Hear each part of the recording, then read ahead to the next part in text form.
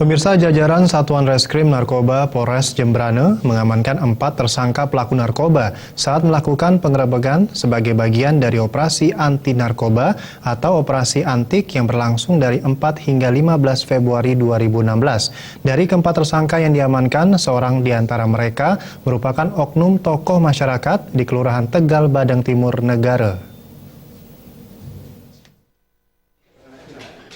Kasat Reskrim Narkoba Polres Jembrane AKP Nyoman Master didampingi Kasat Bimas Polres Jembrane Ibtu Gusti Ketut Swastika, seizin Kapolres Jembrane menjelaskan, pada Kamis 4 Februari 2016 sekitar pukul 22 WITA di sebuah rumah kos di Loloan Timur, aparat menangkap 2 pria yang diduga menyalahgunakan narkoba jenis sabu-sabu.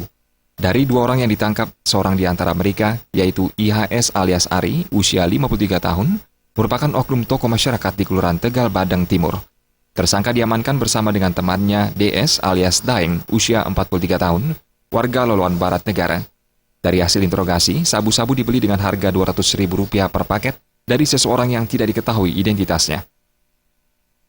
2 paket sabu-sabu berat bruto 0,70 gram bruto,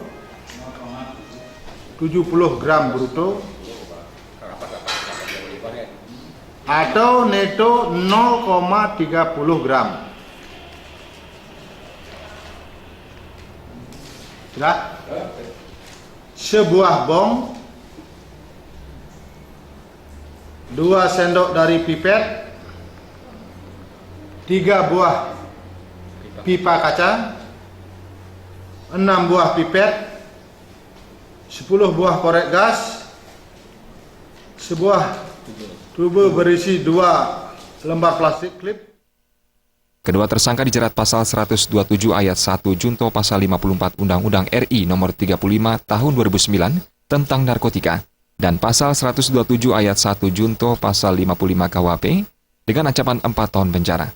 Asesmen atau rehabilitasi dilakukan terhadap tersangka yang tempatnya masih terus dikoordinasikan.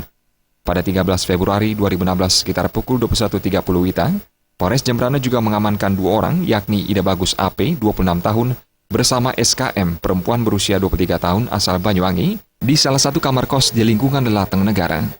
Dari keduanya berhasil diamankan 4 paket sabu-sabu yang sudah dikemas dalam bungkus klip plastik kecil.